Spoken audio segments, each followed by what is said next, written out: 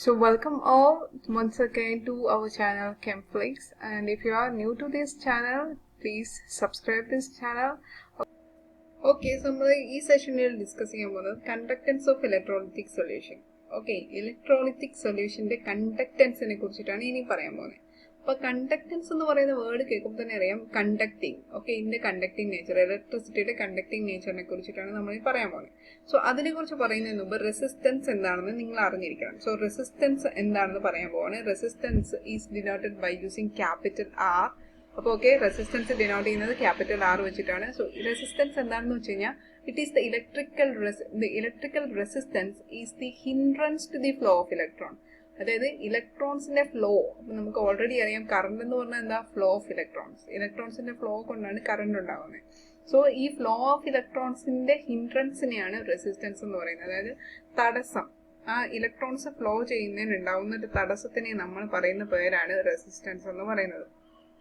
Okay, so ഈ ഇലക്ട്രോൺസിന്റെ movement of electrons can be called as current അല്ലെങ്കിൽ electricity എന്ന് പറയും. അപ്പോൾ ഇലക്ട്രോൺസ് ഫ്ലോ ചെയ്യുന്നത് ഇപ്പൊ ലെഫ്റ്റിൽ നിന്നും റൈറ്റിലേക്ക് ഈ ഡയറക്ഷനിലാണെങ്കിൽ ഓക്കെ, ഒബ്വിയസ്ലി കറണ്ടിന്റെ ഫ്ലോ എവിടെ നിന്നായിരിക്കും, ഇതിന്റെ എക്സാക്ട് ഓപ്പോസിറ്റ് ആയിരിക്കും. അതായത് ഫ്രം റൈറ്റ് ടു ലെഫ്റ്റ് ഇങ്ങനെ ആയിരിക്കും. ഓക്കെ, സോ ഇനി റെസിസ്റ്റൻസിന്റെ യൂണിറ്റ് ഓം ഇമ്പോർട്ടന്റ് ആണ്. Unit of resistance ohm. The resistance of a conductor. ഇനി റെസിസ്റ്റൻസ് ഓഫ് എ കണ്ടക്ടർ എങ്ങനെയാണ് നമുക്ക് പറയാൻ പറ്റുന്നത് നോക്കാം. ഓക്കെ, ഡീപ്പായിട്ട് പോവാണ് റെസിസ്റ്റൻസ് എന്താണെന്ന് വെച്ചാൽ. So the resistance of a conductor is directly proportional to the length of the conductor and inversely proportional to the area of cross section of the conductor. അതായത് നമുക്കിപ്പം നമ്മൾ ഈ കണ്ടക്ടർ എന്ന് പറയുന്നത്, suppose we are taking a copper wire അല്ലെ, നമ്മൾ electricity കടത്തി വിടുന്ന കോപ്പർ വയർ എടുക്കുമെന്ന് വിചാരിക്കും. നമ്മുടെ കയ്യിൽ ഒരു കോപ്പർ വയർ ഉണ്ട്. ആ കോപ്പർ വയറിന്റെ ലെങ്ത് കൂടുന്നതനുസരിച്ച് റെസിസ്റ്റൻസും കൂടും. ഓക്കെ, ലെങ്ത് കൂടുന്നതനുസരിച്ച് റെസിസ്റ്റൻസും കൂടും. സിമിലർലി അതിന്റെ ഏരിയ ഓഫ് ക്രോസ് സെക്ഷൻ കൂടുന്നതനുസരിച്ച് റെസിസ്റ്റൻസ് കുറയും. Okay, area of cross section കൂടുന്നതനുസരിച്ച് റെസിസ്റ്റൻസ് കുറയും, which means area of cross section is inversely proportional to resistance. Area of cross section കൂടുമ്പോൾ റെസിസ്റ്റൻസ് കുറയും. നമ്മൾ സേഫ്റ്റി ഫ്യൂസ്, അതായത് ഫ്യൂസ് വയർ ഇല്ലേ, fuse wire എന്താ ചെയ്യുന്നത്, എന്തെങ്കിലും ഒരു ഷോർട്ട് സർക്യൂട്ട് ഉണ്ടെങ്കിൽ ഫ്യൂസ് വയർ പെട്ടെന്ന് ബ്രേക്ക് ചെയ്യും. ഈ ഫ്യൂസ് വയർ എന്താ, വളരെ തിന്നാണ് അല്ലെ, വളരെ തിന്ന്. അതായത് ഏരിയ ഓഫ് ക്രോസ് സെക്ഷൻ എന്ന് പറയുന്നത് വളരെ ചെറിയ ഏരിയ ഓഫ് ക്രോസ് സെക്ഷൻ ആണ്. വൈ? കാരണം എന്താ, resistance, area of cross section വളരെ കുറവാണെങ്കിൽ എന്താ, റെസിസ്റ്റൻസ് കൂടുതലായിരിക്കും. റെസിസ്റ്റൻസ് കൂടുതലാവുമ്പോൾ എന്താ, പെട്ടെന്ന് തന്നെ അത് ബ്രേക്ക് ആവും. എന്തെങ്കിലും ഒരു ഷോർട്ട് വീട്ടിലുണ്ടാവും, ഈ ഷോർട്ട് സർക്യൂട്ട് എന്തെങ്കിലും ഒന്നുണ്ടാവും, ഈ ഫ്യൂസ് വയർ പൊട്ടിപ്പോയിട്ട് എന്ത് സംഭവിക്കും, നമുക്ക് ആപത്തിൽ നിന്ന് ഒഴിവാകും. അവിടുത്തെ അതാണ്, ആ ആപ്ലിക്കേഷൻ ആണ് ഞാൻ ഈ പറയുന്നത്. അവിടെ എന്താ ആപ്ലിക്കേഷൻ, എന്താ, resistance is directly proportional to length. അതായത് നീളം കൂടുന്നതനുസരിച്ച് റെസിസ്റ്റൻസ് കൂടും. അതുപോലെ തന്നെ ഏരിയ ഓഫ് ക്രോസ് സെക്ഷൻ കുറയുന്നതനുസരിച്ച് റെസിസ്റ്റൻസ് കൂടും. Okay, so the resistance is directly proportional to L and inversely proportional to A. Okay, so this proportionality constant മാറ്റാൻ വേണ്ടിയിട്ട് നമ്മൾ ഇവിടെ ഒരു കോൺസ്റ്റന്റ് കൊണ്ട് മൾട്ടിപ്ലൈ ചെയ്യുന്നത്. ആ കോൺസ്റ്റന്റ് ആണ് പ്രൊപ്പോർഷണാലിറ്റി സൈൻ മാറ്റാൻ വേണ്ടിയിട്ട് നമ്മൾ ഒരു കോൺസ്റ്റന്റ് കൊണ്ട് മൾട്ടിപ്ലൈ ചെയ്യാൻ. ആ കോൺസ്റ്റന്റ് ആണ് റോ അല്ലെങ്കിൽ റെസിസ്റ്റിവിറ്റി അല്ലെങ്കിൽ സ്പെസിഫിക് റെസിസ്റ്റൻസ് എന്ന് പറയുന്നത്. ഓക്കെ, ഇത് ഗ്രീക്ക് ലെറ്റർ ആണ്, റോ എന്ന് പറയും. Okay, it is called resistivity or specific resistance. അപ്പൊ നമുക്ക് ഇതിൽ നിന്ന് തന്നെ റെസിസ്റ്റിവിറ്റി എന്താണെന്ന് പറയാം. സോ ഇവിടെ എന്താ, R is equal to rho into L by A അല്ലെ. So R is equal to rho ആവുന്ന എപ്പോഴാണ്, when L is equal to 1 and A is equal to 1 ആവുമ്പോൾ R is equal to rho ആവും അല്ലെ. So എപ്പോഴാ length 1 ആവുകയാണ്, ഏരിയയും 1 ആവുകയാണ്, അപ്പൊ എന്താവും, rho is equal to R ആവും അല്ലെ, R is equal to rho ആവും. അപ്പൊ നമുക്ക് സ്പെസിഫിക് റെസിസ്റ്റൻസിനെ എങ്ങനെ ഡിഫൈൻ ചെയ്യാം. Resistivity or specific resistance is defined as the resistance offered by a conductor. Okay, resistance offered by a conductor, അതായത് rho is equal to R when L and A is unity. R length and area of cross section is unity. Okay, having unit length and unit area of cross section. Clear ആണല്ലോ. ഇതിന്റെ unit എന്ന് പറയുന്നത് ഓം metre or Om centimetre ഏതെങ്കിലും ആകാം. So 1 ഓം metre എന്ന് പറഞ്ഞാൽ 100 ഓം centimetre ആണ്. അതുപോലെ തന്നെ 1 ഓം സെന്റിമീറ്റർ ഇസ് ഈക്വൽ ടു 10⁻², അതായത് ഡിവൈഡഡ് ബൈ 100 ചെയ്യുന്ന 10⁻² ഓം മീറ്റർ. ഓക്കെ, ഇനി നമുക്ക് കണ്ടക്ടൻസ് എന്താണെന്ന് പറയാം. So conductance, it is denoted by the capital letter G and it is the inverse of resistance. So G is equal to 1 by R. Okay, 1 by R ആണെന്ന് മനസ്സിലായി. So in the unit എന്താ, ohm raised to -1. resistance in the unit ohm ആയതുകൊണ്ട് unit of G is ohm raised to -1 അല്ലെങ്കിൽ MHO നേരെ തിരിച്ചെഴുതാം, അല്ലെങ്കിൽ siemens. Okay, SIEMENS, Siemens, capital S. അപ്പൊ നമുക്ക് സിമിലർലി ഈ equation G is equal to 1 by R നെ നമുക്ക് എന്തെഴുതാം, G is equal to അവിടെ എന്താ rho into L by A ആയിരുന്നു. അപ്പോൾ ഇവിടെ എന്താ നേരെ അതിൻ്റെ റെസിപ്രോക്കൽ എടുക്കും. അപ്പോൾ 1/ρ ഇൻറ്റു a/l എന്ന് എഴുതാം. ഈ 1/ρ നമുക്ക് ഒറ്റ ടേം ആക്കാം. ദാറ്റ് ഈസ് കപ്പ, അനദർ ഗ്രീക്ക് ലെറ്റർ. ഓക്കെ, കപ്പ ഇൻറ്റു a/l. ഈ കപ്പയാണ് കണ്ടക്ടിവിറ്റി അല്ലെങ്കിൽ സ്പെസിഫിക് കണ്ടക്ടൻസ് എന്ന് പറയുന്നത്. നമ്മൾ നേരത്തെ ചെയ്ത പോലെ തന്നെ ഇവിടെ സ്പെസിഫിക് കണ്ടക്ടൻസിന് നമുക്ക് എന്ത് പറയാം? Specific conductance is equal to G when A and L is 1. So it is defined as conductance of the conductor having unit length and unit area of cross section. Clear? അതിന്റെ unit ohm raised to -1, meter raised to -1 അല്ലെങ്കിൽ mho meter raised to -1 or Siemens meter raised to -1. ഇനി അതിന്റെ calculation. Okay, ഇനി നമ്മൾ പഠിക്കാൻ പോകുന്നത് conductance എവിടെയൊക്കെയുള്ള. നമുക്ക് ഈ കണ്ടക്ടൻസിനെ കുറിച്ച് ഡീപ്പായിട്ട് പഠിക്കാം. നമ്മൾ മെയിനായിട്ട് ഇലക്ട്രോണിക് കണ്ടക്ടൻസ് അല്ലെങ്കിൽ മെറ്റാലിക് കണ്ടക്ടൻസിനെ കുറിച്ചും ഇലക്ട്രോളിറ്റിക് അല്ലെങ്കിൽ അയണിക് കണ്ടക്ടൻസിനെ കുറിച്ചിട്ടാണ് പഠിക്കാൻ പോകുന്നത്. ഓക്കെ, സോ ഇലക്ട്രോണിക് കണ്ടക്ടൻസ് അല്ലെങ്കിൽ മെറ്റാലിക് കണ്ടക്ടൻസ് എന്താ? മെറ്റൽസ് നമ്മൾ നേരത്തെ ഫസ്റ്റ് ചാപ്റ്റർ സോളിഡ് സ്റ്റേറ്റ് പറഞ്ഞപ്പോൾ തന്നെ പഠിച്ചായിരുന്നു. മെറ്റാലിക് കണ്ടക്ടൻസ് അല്ലെങ്കിൽ മെറ്റൽസിന്റെ കേസ് എടുക്കുമ്പോൾ അവിടെ metal positive charge, metal possess positive charge, it is embedded in a sea of electrons എന്ന് പറഞ്ഞായിരുന്നു അല്ലേ. So this metal which is embedded in a sea of electrons, അവിടെ എന്താ മൂവ് ചെയ്യുന്നത്? ഇലക്ട്രോൺസ് ആണ് മൂവ് ചെയ്യുന്നത്. So due to these movement of electrons what happens? There conductance occur. So അപ്പൊ എന്തായും ഇലക്ട്രോണിക് കണ്ടക്ടൻസിനെ നമുക്ക് എന്ത് പറയാം? മെറ്റാലിക് കണ്ടക്ടൻസ് അല്ലെങ്കിൽ മെറ്റാലിക് കണ്ടക്ടൻസിനെ നമുക്ക് ഇലക്ട്രോണിക് കണ്ടക്ടൻസ് എന്നും വിളിക്കാം. സിമിലർലി രണ്ടാമത്തെ കണ്ടക്ടൻസ് ആണ് ഇലക്ട്രോളിറ്റിക് കണ്ടക്ടൻസ് അല്ലെങ്കിൽ അയണിക് കണ്ടക്ടൻസ്. എപ്പോഴാണ് അയോൺസ് ഫോം ചെയ്യുന്നത്? ഒന്നെങ്കിൽ അതിന്റെ മോൾട്ടൺ സ്റ്റേറ്റിൽ അല്ലെ, അല്ലെങ്കിൽ അതിന്റെ സൊല്യൂഷൻ സ്റ്റേറ്റിൽ, സൊല്യൂഷൻ ഫേസിൽ. ഇവിടെ രണ്ടും മാത്രമേ നമുക്ക് അയോൺസിനെ കാണാൻ പറ്റുള്ളൂ.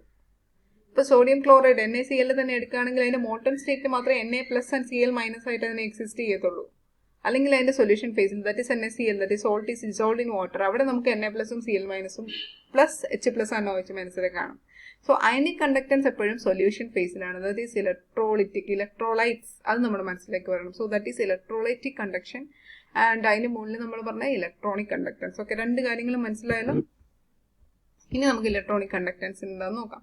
So electrical conductance through metals, മെറ്റൽസിൽ കൂടെയുള്ള ഇലക്ട്രിക്കൽ കണ്ടക്ടൻസിനെയാണ് നമ്മൾ മെറ്റാലിക് അല്ലെങ്കിൽ ഇലക്ട്രോണിക് കണ്ടക്ടൻസ് എന്ന് പറയുന്നത്.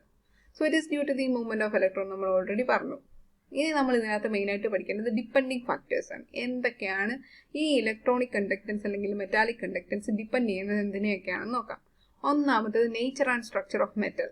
ആ മെറ്റലിന്റെ, മെറ്റാലിക് കണ്ടക്ടൻസ് ആണല്ലോ നമ്മൾ പഠിക്കുന്നത്. സോ ആ മെറ്റലിന്റെ സ്ട്രക്ചറും നേച്ചറും ഒരു ഡിപ്പെൻഡിങ് ഫാക്ടറാണ്. രണ്ടാമത്തത് number of valence electrons per atom. അതായത് ആ മെറ്റലിൽ, ഇപ്പം മെറ്റൽ എന്ന് പറയുമ്പോൾ നമുക്ക് സോഡിയം ആണ് മെറ്റലാണ്, പൊട്ടാസ്യം മെറ്റലാണ്. അതുപോലെ തന്നെ ആ മെറ്റലിന്റെ number of valence electrons, so number of valence electron present in sodium and potassium ആണ് 1. അതുപോലെ ആ മെറ്റലിന്റെ എത്ര വാലൻസ് ഇലക്ട്രോൺ എന്നുള്ളതിനെ ഡിപ്പെൻഡ് ചെയ്യും. സോ നമുക്ക് എന്താ മൂവ്മെന്റ് ഓഫ് ഇലക്ട്രോൺസ് ആണ് ദിസ് കറന്റ് എന്ന് പറയുന്നത്. So number of valence electrons രണ്ടാമത്തെ ഡിപ്പെൻഡിങ് ഫാക്ടർ ആണ്. മൂന്നാമത്തത് ടെമ്പറേച്ചർ. ഓക്കെ, ടെമ്പറേച്ചർ കൂടുമ്പോൾ കുറയുമോ എന്നുള്ളത്. ഇലക്ട്രോണിക് കണ്ടക്ടൻസിന്റെ കേസിൽ when temperature increases conduction decreases.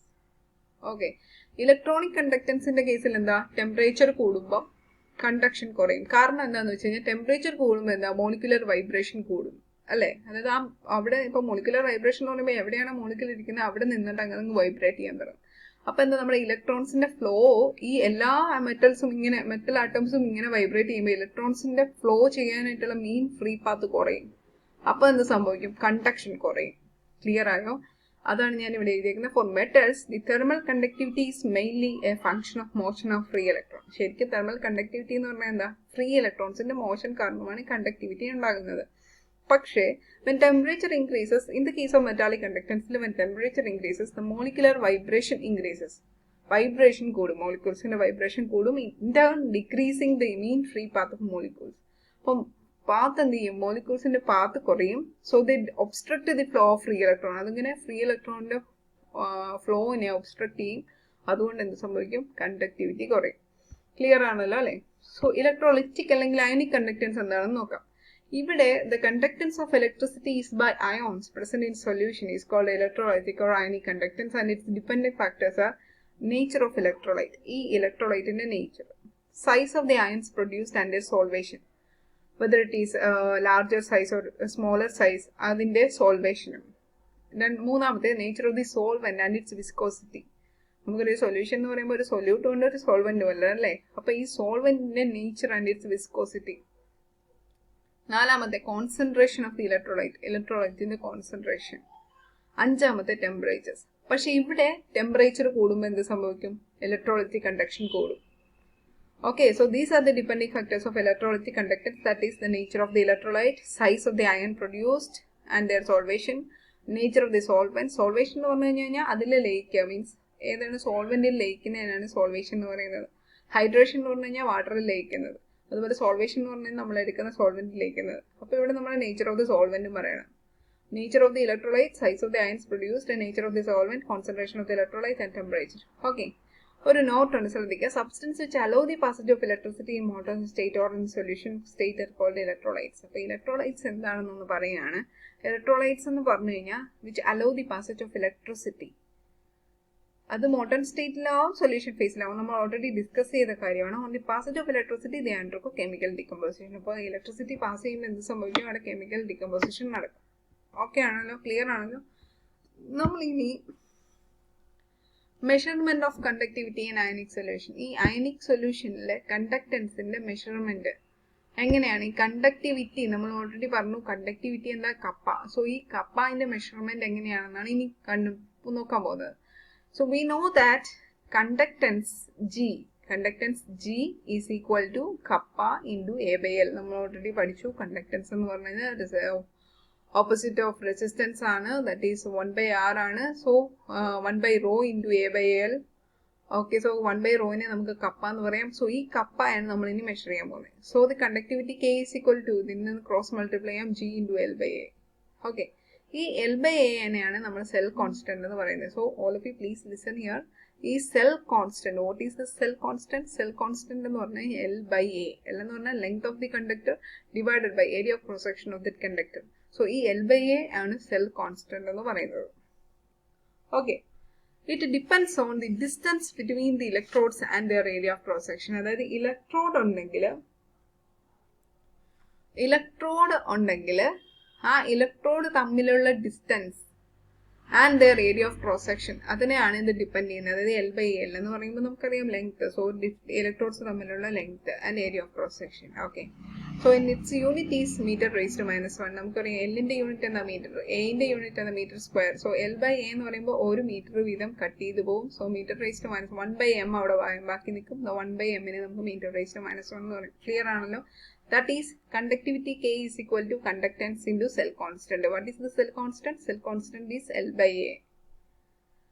So in order to determine the conductivity of an electrolytic solution, the conductivity measure ചെയ്യാൻ വേണ്ടിയിട്ട് നമ്മൾ യൂസ് ചെയ്യുന്ന സാധനമാണ് ഈ വീറ്റ്സ്റ്റൺസ് ബ്രിഡ്ജ് എന്ന് പറയുന്നത്. ഓക്കെ, സോ വീറ്റ്സ്റ്റൺസ് ബ്രിഡ്ജിനകത്ത് ഇത് pictorial representation of Wheatstone's bridge. ഇതിനകത്ത് R3 ആൻഡ് രണ്ട് റെസിസ്റ്റൻസ് ഉണ്ട്, R3യും R4ഉം. You can see here. അത് രണ്ടും രണ്ട് റെസിസ്റ്റൻസ് ഉണ്ട്. ഓക്കെ, അതുപോലെ തന്നെ R1 എന്ന് പറയുന്ന വേറൊരു റെസിസ്റ്റൻസ് ഉണ്ട്. അതൊരു വേരിയബിൾ റെസിസ്റ്റൻസ് ആണ്. ആ വേരിയബിൾ റെസിസ്റ്റൻസിന്റെ സ്ഥാനത്ത് നമുക്ക് ഇവിടെ ഇതുണ്ടോ, ഈ ഓരോ പ്ലഗിൻ കണ്ടോ, അതാണ് ഈ വേരിയബിൾ റെസിസ്റ്റൻസ്. നമുക്ക് ഇട്ടിട്ട് കൊടുക്കാം. നമുക്ക് മാറ്റി മാറ്റി കൊടുക്കുന്നതനുസരിച്ച് നമ്മുടെ റെസിസ്റ്റൻസ് മാറും. Okay, and conductivity cell, ഒരു conductivity cell ഉണ്ട്, that is R2 and having unknown resistance R2. ഇതാണ് നമുക്ക് കണ്ടുപിടിക്കാനുള്ളത്. So the conductivity cell having the unknown resistance R2 and it is connected to an AC source. ഇതാണ് AC source. Okay, it is AC source ആണ് ഇത് കേട്ടോ. O എന്ന് പറയുന്നതാണ് AC source and a suitable detector P. Okay.